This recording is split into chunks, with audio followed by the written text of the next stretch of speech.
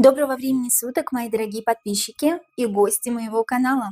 С вами канал Энергия Таро, и сегодня мы с вами будем делать очередной расклад. Перед тем, как мы начнем, я прошу поддержать это видео лайком, это очень помогает мне в развитии канала. Также, если вы еще не подписались, то предлагаю это сделать прямо сейчас и нажмите на колокольчик, чтобы не пропускать новые видео. Ссылки на мои социальные сети в описании. Также у меня появился телеграм-чат, в котором мы с вами можем общаться и в котором вы сможете предлагать темы для видео на моем канале. Подписывайтесь, пожалуйста, ссылка также будет в описании. Карты с нами сегодня Триумф Луны, Триумф де Луна Патрика Валенса. И мы с вами будем делать расклад на Вячеслава Зайцева и Валентина Юдашкина. Эти два мэтра, два кутюрье старались привить людям чувство вкуса и надеть на весь светский бомонд самые красивые наряды, которые творили их золотые руки. Творили от души. Два кутюрье из мира моды, учитель и ученик, ушли с разницей всего в 2 дня. И есть ли вообще символизм в их уходе друг за другом, и как объяснить то, что оба мэтра заболели в 2016 году? Сегодня раскроем моменты с возможной порчей Вячеслава Зайцева или Валентина Юдашкина, да, возможно, это порча была какая-то, возможно, просто болезнь. И с похоронами Вячеслава Зайцева конкретно меня интересует, на которые не пришел практически никто из звезд. Вот очень интересно. Для начала я вытягиваю сигнификатор, когда гадаю на личность, но когда мы с вами делаем расклад на личность, которая уже ушла из этой жизни, то сигнификатор мы берем либо день в день, как себя чувствовал человек день в день, либо за 2 дня до смерти. 2 дня – это такой вот прям оптимальный промежуток, а за 2 дня до смерти. Давайте возьмем 2 дня, сигнификатор сначала Вячеслава Зайцева посмотрим, коли уж он старше, коли уж он учитель, да, Валентина Юдашкина, и сигнификатор Валентина Юдашкина посмотрим за 2 дня до его смерти. То есть в день смерти Вячеслава Зайцева, получается. Здравствуйте, карты. Покажите мне, пожалуйста, сигнификатор Вячеслава Зайцева за 2 дня до своей собственной смерти.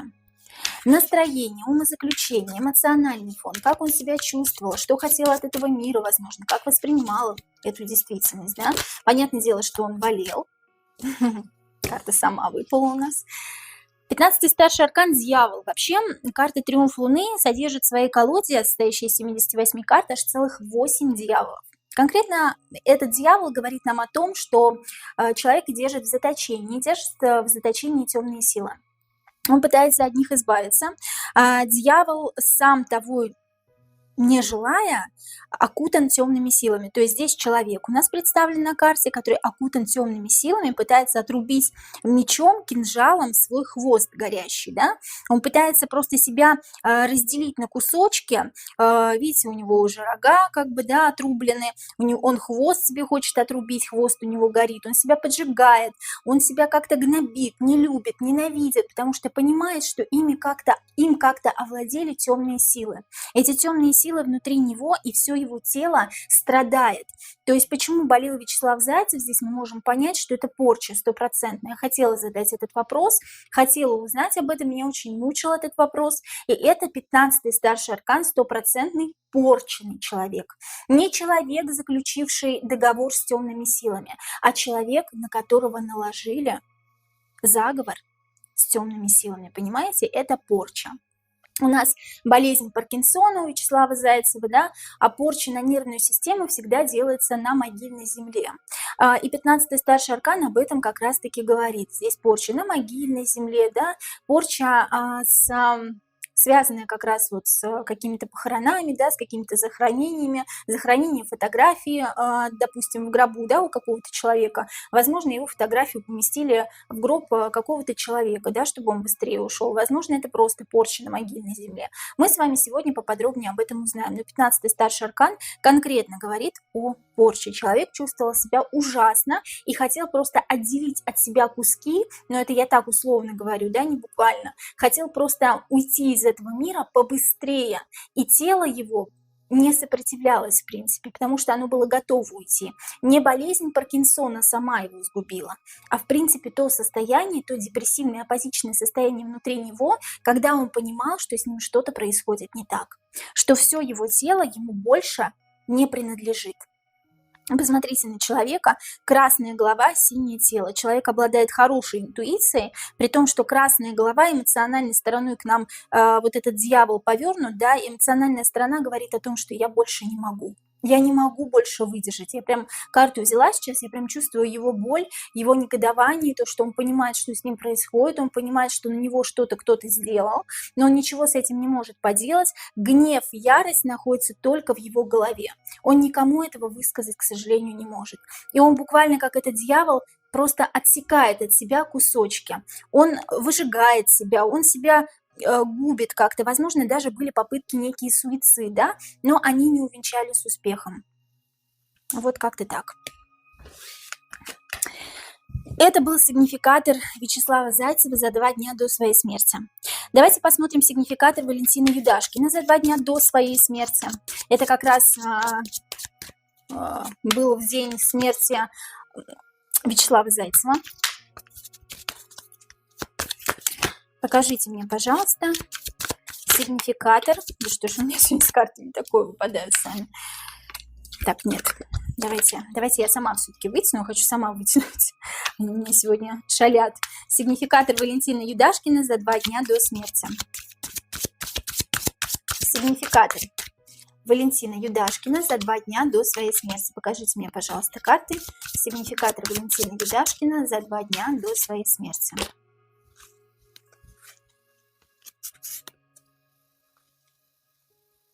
Перевернулись все-таки карты, но будем трактовать так, как они перевернулись у нас сами, да, тройка мечей и влюбленные. Что мы видим, да, с вами по первой карте? Первую возьмем, давайте младший аркан, потом старший изучим. Тройка мечей в колоде Триумф Луны говорит о том, что человеку разбили сердце, да, человек этого, возможно, не показывает, человек в броне, но посмотрите, насколько ему больно.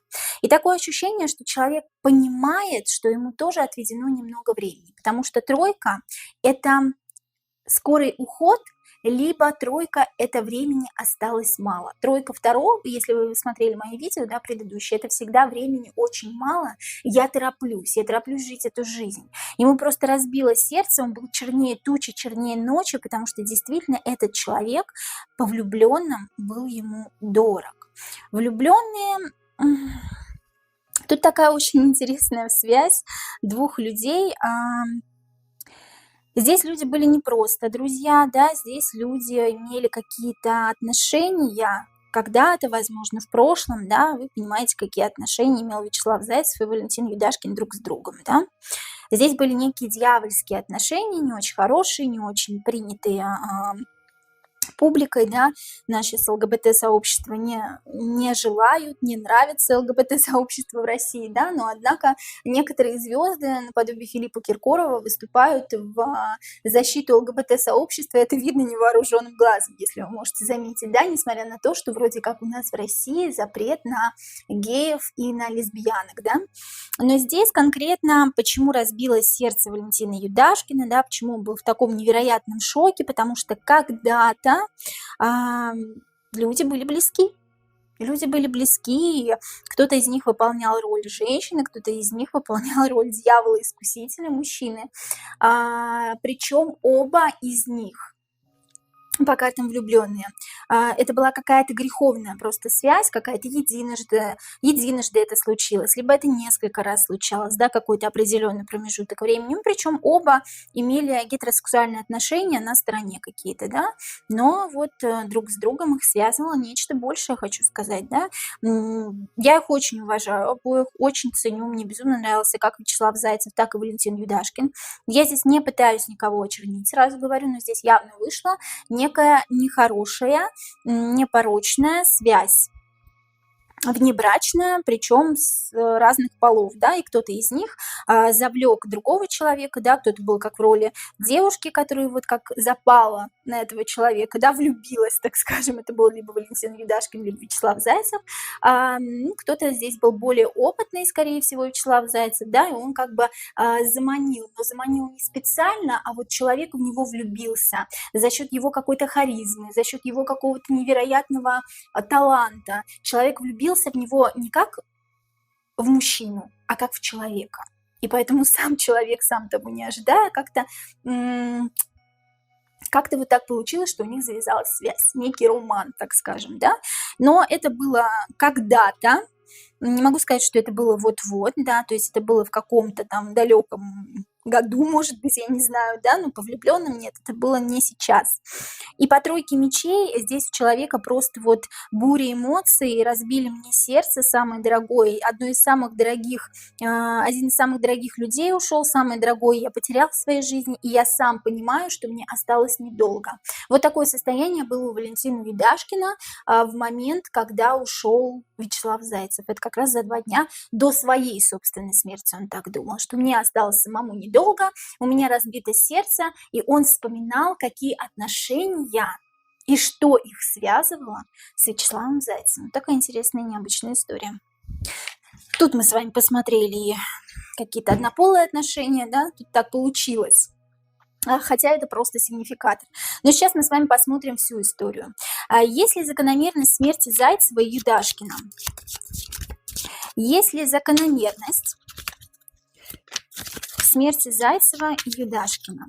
Тут просто на самом деле, скорее всего, 2 метра сошлись в том, что оба любили прекрасную эстетику, красоту какую-то, да, ну и вот так получилось, что завязался некий роман, так скажем. Здесь, скорее всего, даже они не думали о том, что это какой-то однополый роман, им как-то было это все равно, да, им просто вот нравилось то, что вот они понимают друг друга очень хорошо и без слов. Есть ли закономерность в смерти Зайцева и Юдашкина? Есть ли закономерность, то есть как-то связаны ли эти 2 смерти друг с другом? Есть ли закономерность смерти Зайцева и Юдашкина? Однозначно. Связаны друг с другом. Связаны друг с другом одной какой-то порчей. Тут была порча на Зайцеве, но как будто бы перешла... Сейчас я вам объясню, дорогие мои. Угу. Ну да, здесь, ну я же говорю, 2 кубков, это влюбленные друг в друга люди, влюбленные в эстетику друг друга. Очень интересно, очень необычно, да? Тут 2 людей, влюбленных друг в друга, влюбленных в эстетику друг друга, так скажем. По 2 кубков, да, 2 кубков показывает, что они не влюблены друг в друга как мужчина в мужчину, не имеет каких-то вот именно конкретно, ну, то есть они не геи, да, они и нашим, и вашим.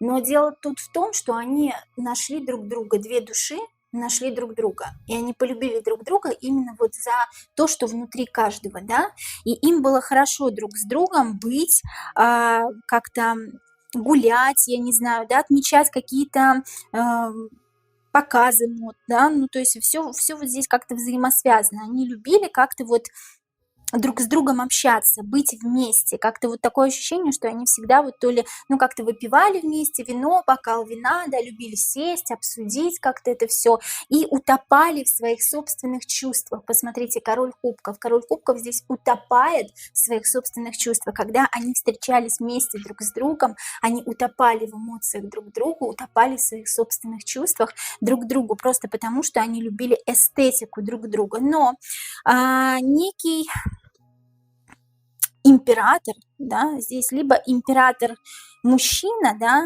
либо, ну, тут двойка пентаклей нам подсказывает, что, возможно, это не мужчина. Тут выходит император у меня. Император сделал какую-то порчу на Зайцева, что объединило их двоих. Тут изначально порча шла от главного мэтра, от Зайцева. Порчу сделали на него конкретно, потому что на Юдашкине я этой порчи в сигнификаторе не увидела. Если бы она была, в сигнификаторе бы вышла порча конкретно. Но здесь порча была по дьяволу, по 15-му старшему аркану для двоих. Оба были соединены одной ниточкой судеб, одной ниточкой в судьбе, да, то есть если один умрет, то и другой умрет. Один заболеет, и другой заболеет. Поэтому они заболели в 2016 году оба, просто разными болезнями, да, у одного нервная система, там Паркинсон, у другого онкология. Но дело не в этом. Дело в том, что их обоих связывал какой-то одна общая цель и один общий страх по 9 мечей, и поэтому их легко было соединить в одну порчу. Но почему именно их вдвоем, да, почему не Вячеслава Зайцева, только одного попортили, хотя хотели именно его? Тут некий император, но 2 пентаклей мне подсказывает, что это мог быть не император, а некая женщина в образе императора. Что это значит? Это значит, что женщина очень сильная, волевая, привыкшая добиваться всего того, чего она хочет. Женщина с денежкой, да, женщина, которая привыкла всех держать на коротком поводке, женщина, которая возомнила себя императором, да, и по двоечке Пентаклей нам показывают, что вполне себе это мог быть не мужчина, ну, то есть 50 на 50 мужчина либо женщина, но тут, скорее всего, женщина, которой отказался Вячеслав Зайцев, которая навела на него порчу и соединила судьбы Юдашкина и Зайцева. Скорее всего, потому что у них обоих была одна страшная тайна на двоих, то, что они как бы вместе, ну вот, крутили этот самый роман, да, отдыхали вдвоем. И эта женщина узнала об этом и соединила их судьбы в одну порчу, попортила Вячеслава Зайцева, навела на него порчу могильного характера, как я уже говорила, да, это скорее всего, потому что это сделано на нервную систему делается порча именно на могильную землю.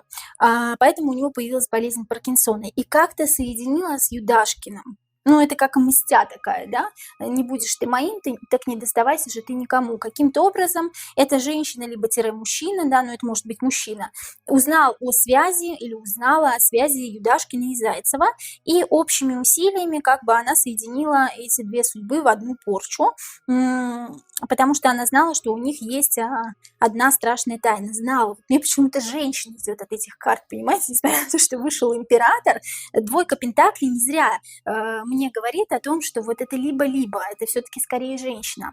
Вот. Но 2 метра любили вместе кутить, любили вместе отдыхать, да, любили за какой-то чашечкой там чая или бокалом вина встретиться и поговорить о том, насколько они близки и родны душами, да. То есть им прям было прикольно вместе проводить время. Это их самая большая страшная тайна, которую они хранили. И вот они как-то разделили одну порчу на двоих. В один и тот же год заболели, а в один и тот же год умерли с разницей в 2 дня буквально.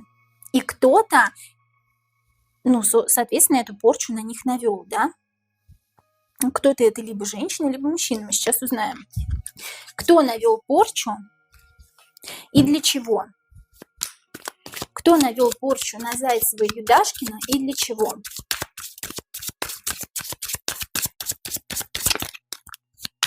Кто навел порчу на Зайцева и Юдашкина и от чего? Потому что вот онкологии я знаю прекрасно, то, что это либо родовая какая-то штука, вещь, да, болезнь, либо это все-таки порча. У нас не бывает ничего просто так в этой жизни. Это либо порча, либо что-то родовое, кармическое, родовое, по генам, называйте как хотите, да, если вам так больше нравится.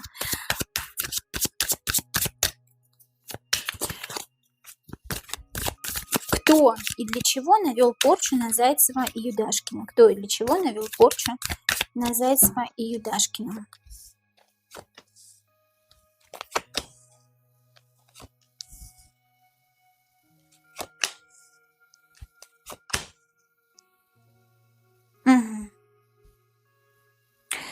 Не могу пока сказать, вот не могу определиться с полом, здесь карты вот мне не показывают. Я говорю, здесь либо женщина, либо мужчина, что вот вполне себе реально, да. То, что, ну, навели порчу однозначно, это человек, который стремится вперед всегда и везде. Человек, который коня на скаку остановит, в горящую избу войдет, и он не привык к отказам. Но человек, к которому он стремился, это Зайцев. Здесь у меня Зайцев все-таки идет. Здесь Зайцев самую главную скрипку играет, да. Человек, к которому он стремился, ему отказал. Ему было скучно с этим человеком. Он не захотел быть с этим человеком, да. То есть по рыцарю Пентаклей ему было скучно с этим человеком.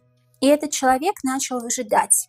Выжидать, пока плоды его труда, плоды его порчи дадут какие-то результаты, да.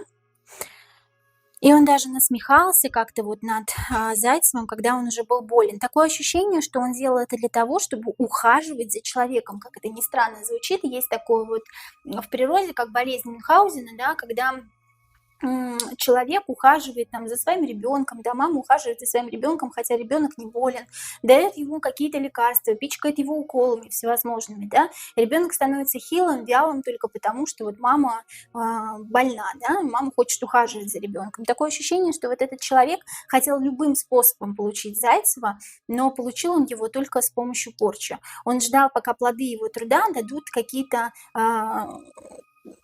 плоды, соответственно, да, его труд даст какие-то плоды, и потом он будет ему, вот как эти пентаклики, да, здесь шестерка пентаклей, вот как этой рыбке давать по чуть-чуть, да, такое ощущение, что здесь он будет заботиться о нем. Вот этот человек начал заботиться о Зайцеве, такое ощущение, да, то ли он привозил ему что-то, то ли давал какие-то советы, какие-то, я не знаю, лекарства, да, как-то за ним ухаживал. Это было сделано для того, чтобы он не смог никак его отмести из своей жизни, да. То есть это был один из единственных людей, который приходил к нему на помощь, на взаимовыручку, несмотря на то, что он сам навел на него порчу. Вы понимаете, да, что здесь происходит? Я даже сама немножко в словах путаюсь, потому что это настолько невероятно. Человек навел на человека порчу, человек хотел быть с Зайцевым, однако ему не хотелось быть с ним, да, вот, ему скучно, ему неинтересно, он не хочет. Тогда человек начал делать свое грязное дело, навел на него порчу и стал ждать, пока порча подействует. И тогда, когда Зайцев стал хилый и вялый, он начал за ним ухаживать, начал за ним ходить, начал ему помогать, и Зайцев почему-то думал, что он реально ему хочет помочь. И поэтому он не отсекал его помощь. Вот как интересно. Выходит, кто навел, ну, тут может быть либо мужчина, либо женщина. У меня почему-то не выходит полный. У меня выходит второй раз мужчина. Это может быть мужчина просто вот, который любит других мужчин, да, то есть он мог навести на него порчу. Либо это женщина, которая очень хотела быть с ним, но которая привыкла всего добиваться, да, и Зайцев ей отказал. Эта женщина здесь идет конкретно на Зайцева, потому что изначально сигнификатор вышел 15-й старший аркан дьявол, на которого сделали порчу, это Зайцев. И уже потом через Зайцева досталось Юдашкину, потому что этот человек узнал, что у них там шура-мура. Понимаете, о чем речь, да? Вот от чего возникла, собственно, болезнь Зайцева. Если, еще раз повторюсь, делают могильную порчу, то это обязательно нервы. И нервы – это у нас как раз болезнь Паркинсона, нервная система страдает. От чего возникла болезнь Юдашкина, у меня был следующий вопрос. Тут даже гадалки не ходим и говорить не будем об этом, потому что, собственно говоря, от того, что вот сделали на Зайцева, да, потому что Юдашкин был с ним крепко, тесно взаимосвязан. Почему практически никто из звезд не пришел проститься с Зайцевым?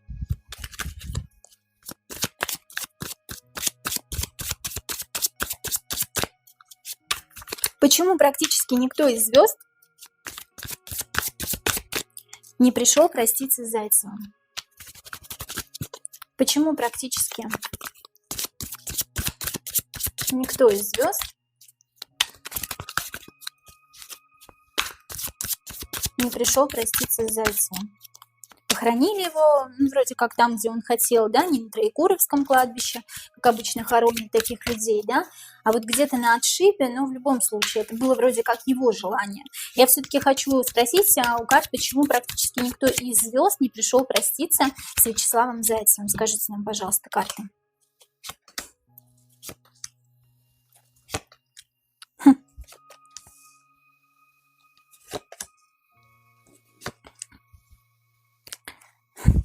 Практически те же самые карты вышли. Интересно. Угу. Ну, во-первых, тут ощущение, что люди, которые не пришли к нему, они знали о его страшной тайне какой-то, да, о том, что происходило в его жизни, да.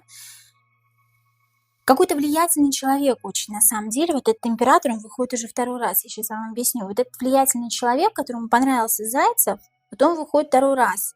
И карты не дадут соврать, что действительно именно на Зайцева была сделана порча. Вот он император, который помогает Зайцеву тогда, когда он был болен, становится его двойкой кубков. Не Юдашкин становится его двойкой кубков, а он делает так, чтобы он стал его человеком, который его понимает и во всем поддерживает. Зайцева я имею в виду, да? И такое ощущение, почему из звезд никто не пришел практически проститься, они знали об этом страшном, об этой страшной тайне Зайцева, да, о том, что он с Юдашкиным был.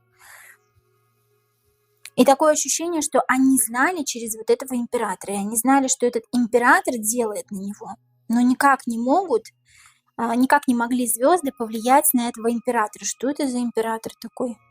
Сейчас мы узнаем, мы посмотрим сейчас, что это за император, но это очень какой-то влиятельный человек, какой-то прям вот чин у него высокий такой. И этот человек предложил Зайцеву быть вместе, но Зайцев отказался, потому что Зайцеву было неинтересно. Но такое ощущение, что звезды знали обо всем том, что творится у Вячеслава Зайцева, и как будто бы отстранились от него, и в момент похорон не пришли к нему именно потому, что вот этот император почему-то сказал, ну то есть запретил. Он сделал так, чтобы Зайцев стал изгоем даже после смерти. То есть здесь знали люди о его страшной тайне, о страшной тайне, которая идет через императора. Возможно, император этот поведал этим людям, звездам, да, там же шоу-бизнес, все как бы друг о друге все знают. И вот этот самый император по шестерке пентаклей, который помогал по двойке кубков Зайцеву быть вот как раз в период своей болезни, да, как-то поддерживал его. Император сказал, чтобы люди не приходили по рыцарю пентаклей, чтобы им было неинтересно просто, ну, чтобы они не приходили на могилу к Зайцеву. Я сейчас так немножко коверкую информацию, я сейчас пытаюсь вот вам рассказать как бы достоверно, как оно есть, да. По отшельнику они понимали, что это даже отшельник, такой знак, видите, да, вот этот вот знак масонский. По отшельнику они понимали, что им нельзя туда идти, вот нельзя им туда идти по девятке мечей. Да и многим не хотелось туда идти, потому что как будто бы далеко ехать, что ли, скучно, неинтересно, вот такое ощущение. А тот, кто хотел, они не могли, потому что они опасаются этого императора, что это за император такой, который предложил Зайцеву быть вместе, но Зайцев ему отказал. И этот император просто этих отказов не терпит никогда. И вот он сказал звездам, что пусть этот человек будет отшельником, никому не нужным, даже после смерти, и к нему никто практически не пришел. Вот такое вот унижение испытала после смерти душа Зайцева. То, что его никто не пришел помянуть даже. Здесь вот об этом говорится.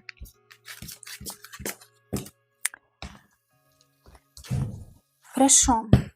Что это за человек? Что это за император? Что это за император, который навел порчу на Вячеслава Зайцева, от которого пострадал Юдашкин в том числе? Что за император, который навел порчу на Вячеслава Зайцева? Все-таки мужчина, да? Скорее всего. Что за император, который навел порчу на Вячеслава Зайцева? Странно, пол не определяется, может быть, потому что человек любит и мальчиков, и девочек. Бывает такое еще, друзья мои. Что за император? Маг. Первый старший аркан. Маг, дурак, боже мой, звезда. Ох, черный человек. Черный человек, притворщик. Тут карта мимикрии, карта луны. Никогда не имел семью, всегда мимикрировал, всегда никогда ни под кого не подстраивался и всегда как-то зазывал людей, да, к себе. Такое ощущение, что он всегда как-то заманивал, как-то льстил людям, чтобы они либо легли с ним в постель, либо были его путеводной звездой по жизни, да. Такое ощущение, что вот он в мире звезд крутится, этот человек. Это человек очень высокого какого-то чина, и человек умеет мимикрировать и здорово подстраиваться под любого другого человека. Но Вячеслав Зайцев просек эту фишку. Он знал или, может быть, он понял, да, что это за человек такой. Он был немножко другого порядка, другого характера, да, человека. Он не стал к этому человеку проявлять никаких должных чувств. Что это за человек? Это человек из мира шоу-бизнеса, где звезды просто пляшут под его дудку. Он мимикрирует, он вот так вот подзывает, он говорит: ну ты же мой дорогой, да, давай там, я не знаю, будем вместе, да, я там подарю тебе злато богато, да, и так далее. Ой, как прям, прям вообще заключен, конечно же, у этого человека договор с темными силами, да, по Луне. Естественно, люди спят и думать не думают о том, что этот человек какой-то вот прям очень плохой, какой-то очень темный. Они потом только об этом узнают. Потому что изначально, когда он знакомится с людьми, когда он предлагает какие-то свои услуги, он мимикрирует, да, вот как эта женщина, она подстраивается под птичку на карте, обещает пентакли, да, этой птичке, обещает новую какую-то красивую жизнь, обещает, я не знаю, там перевести этих людей в десятку. Десятка кубков – это переход в новую жизнь. Да? С моей помощью ты сможешь перейти из девятки в десятку. Тут девятка пентаклей и десятка кубков. С моей помощью ты можешь добиться многого. Ты можешь добиться власти. И звезды, конечно же, летят на эту птичку и говорят, ну, конечно, мы сделаем все, что ты хочешь. Да? Человек-маг, который перешел из дурака в мага когда-то он был дураком, когда-то он тоже так же боялся заключить договор с темными силами, да, темные силы ему шептали и говорили, давай, ты сможешь, ты одолеешь, ты преодолеешь все, да, он очень боялся сильно. Человек уже тогда имел какие-то деньги, какие-то средства, но, тем не менее, он очень боялся заключать этот самый договор, боялся, что же будет дальше, а потом стал магом. Первый старший аркан – это маг, человек, который всех хитрит, всех обманывает, да, лжет направо и налево, и на самом деле не имеет, сейчас, секундочку, у меня расфокус тут, ребята, не имеет на самом деле тех знаний, той харизмы, той величины, какую показывает на людях. Он мимикрирует, он притворяется, он по магу в «Триумфе Луны» маг – это человек, который очень уверен в себе, безумно. Посмотрите на человека, который сидит за столом, крапленые карты у него под столом, это значит, что он все время хитрит, да, пытается показать фокус, на самом деле ничего не умеет, но воображает из себя то, что он очень умен и очень классный фокусник, понимаете? Вот здесь вот маг, тот человек, который очень уверен в себе, причем такие чудаки многого добиваются в жизни. Не умея ничего, он выходит на новый уровень, становится каким-то императором в мире шоу-бизнеса, в мире звезд, который этих самых звезд под себя подстраивает, обещает им какие-то горы всего, горы власти, там, я не знаю, горы золота, серебра, но те люди, которые заключают с ним договор, спят на этот момент, они еще совсем зеленые, они еще не понимают, что это человек из темного мира, а человек очень темный, человек когда-то тоже был дураком по нулевому аркану, по зеро, да, и ему пришлось идти в какую-то новую жизнь, однако он тоже очень боялся этого. Но заключив договор с темными силами, он стал тем самым магом, и ему в этом самом амплуа мага-императора очень нравится быть. И, возможно, вполне, что это действительно мужчина, просто не определяют у меня здесь, все-таки мужчина, да, не определяют конкретно карты. Почему? Потому что здесь человек любит и тех, и других, да, спать и с теми, и с другими. Человек очень значимый в шоу-бизнесе, который предлагал Зайцеву соответственно, какие-то отношения, но понял, что у них с Юдашкиным что-то там крутится, вертится, несмотря на то, что у Юдашкина там семья и так далее, да, я не знаю, кстати, у Зайцева была семья, не была, честно говоря, не смотрела, напишите мне в комментариях, если знаете. Так вот, он предлагает Зайцеву, тот отказывается, тому скучно, неинтересно с ним спать, быть, я не знаю, да, любить этого человека, потому что Зайцев сам по себе не гей, он человек, который так бывает, что полюбил просто родную душу, да, понравилась душа Юдашкина, они просто вот спелись. Может быть, у них был какой-то очень такой легкий роман, так скажем, да, без каких-то, не хочу говорить этого слова, да, без каких-то там манипуляций в постели. Все возможно, но тем не менее Зайцев отказался от этого человека, чем поплатился. На него наложили порчу на могильной земле, которая делается как раз-таки какими-то очень опытными шаманами, потому что просто обычный человек этого сделать не может, сразу скажу. И вот этим опытным шаманам с просьбой вот этого императора была сделана порча, после чего порча на нервы, да, на нервную систему, после чего появилась болезнь Паркинсона. И в том же 2016 году Юдашкин получил ту же самую, не ту же самую, а тоже порчу, но только другую болезнь, онкологию.